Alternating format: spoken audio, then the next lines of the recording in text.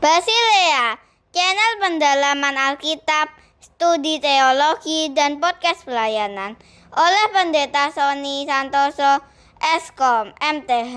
Like, subscribe, and share, dan selamat menonton. Shalom sahabat Basilea, jumpa lagi di PA kita hari ini dalam 1 Korintus 13. Kita akan belajar tentang kasih. Saya bacakan dahulu ayat yang pertama, 1 Korintus 13 ayat yang pertama. Sekalipun aku dapat berbicara dalam semua bahasa manusia dan bahasa malaikat, tetapi jika aku tidak mempunyai kasih, aku sama dengan gong yang berkumandang dan simbal yang gemerincing. Jadi saudara sekalian, kalau pasal sebelumnya kita sudah belajar bahwa kita ini berbagai karunia, berbagai tugas, berbagai bentuk pelayanan, tapi kita satu tubuh di dalam Kristus. Dan kita tidak boleh membeda-bedakan, menghargai yang pelayanan mana dan kurang menghormati yang mana, tidak boleh, karena kita semua ini sama, dan jika satu menderita maka yang lain ikut menderita. Nah, hari ini kita belajar tentang kasih, saudara. Di sini dikatakan, sekalipun aku dapat berbicara dalam semua bahasa manusia dan bahasa malaikat. Berarti orang ini pintar secara manusia dan juga dinilai sangat rohani karena dia bisa segala bahasa malaikat. Tetapi jika aku tidak mempunyai kasih, aku sama dengan gong yang berkumandang dan simbal yang gemerincing.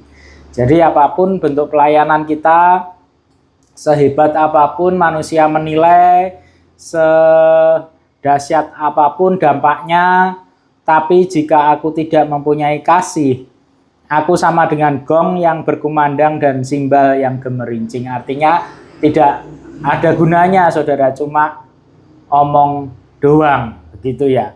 Lalu ayat yang kedua, sekalipun aku mempunyai karunia untuk bernubuat dan aku mengetahui segala rahasia dan memiliki seluruh pengetahuan. Jadi sekalipun mempunyai karunia bernubuat, nah ini karunia yang luar biasa, saudara ya, bernubuat. Tidak semua orang bisa dapat karunia ini.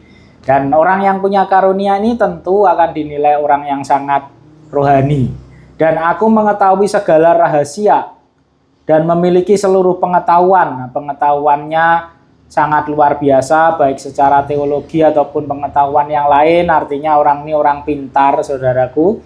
Dan sekalipun aku memiliki iman yang sempurna untuk memindahkan gunung. Bahkan imannya pun iman yang besar, iman yang sempurna, iman yang tidak main-main, mampu memindahkan gunung. Tetapi jika aku tidak mempunyai kasih, aku sama sekali tidak berguna. Nah, saudara, mari kita diingatkan pagi ini, jikalau pengetahuan kita luas, jikalau karunia kita banyak, jikalau iman kita pun bahkan dinilai orang luar biasa dan mampu memindahkan gunung sekalipun, saudara, tapi jika tidak punya kasih, aku sama sekali tidak berguna. Artinya kita diingatkan pagi ini bahwa mari miliki kasih dalam pelayanan kita, miliki kasih dalam kehidupan kita, miliki kasih dalam segala kegiatan kita, saudara. Ayat yang ketiga, sekalipun aku membagi-bagikan segala sesuatu yang ada padaku. Nah, ini orang yang baik, murah hati, bahkan menyerahkan tubuhku untuk dibakar. Wah, tubuhnya juga ini orang yang sudah murah hati, mau berkorban nyawa. Tapi jika aku tidak punya kasih, sedikit pun tidak ada faedahnya bagiku. Jadi saudara, sekalipun kau mau korban nyawa dalam pelayanan, dalam kerohanian, mungkin demi yang dipercaya Tuhan atau agamanya, tapi jika kita tidak punya kasih, menurut Alkitab dalam 1 Korintus 13 ayat 3 dikatakan sedikit pun tidak ada faedahnya bagiku. Ayat yang keempat, kita mulai belajar. Oke, kalau demikian saya ingin belajar apa itu kasih.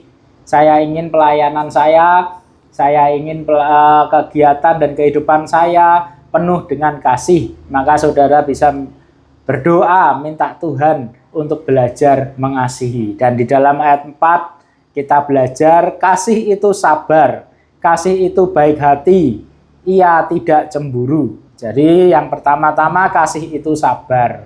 Jadi saudara, kalau hari-hari ini kita sedang mengalami banyak godaan, banyak permasalahan, saudara, kalau kita punya kasih, maka kita harus menjadi orang yang sabar.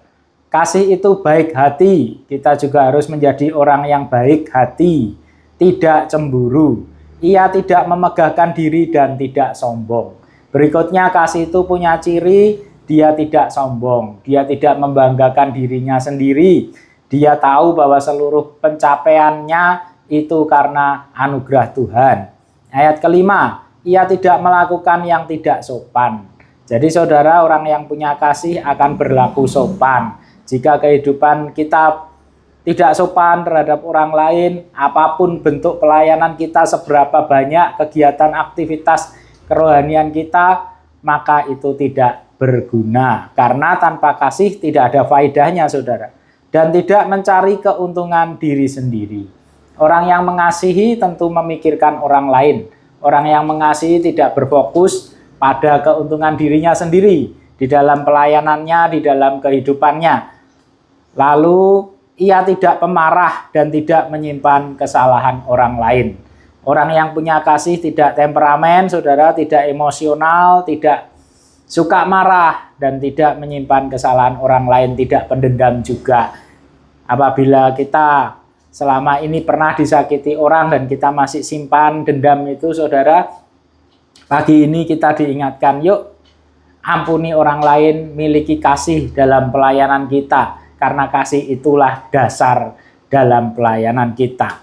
Ayat yang ke-6, ia tidak bersuka cita karena ketidakadilan tetapi karena kebenaran. Ayat yang ke-7, ia menahan segala sesuatu, percaya segala sesuatu, mengharapkan segala sesuatu, sabar menanggung segala sesuatu.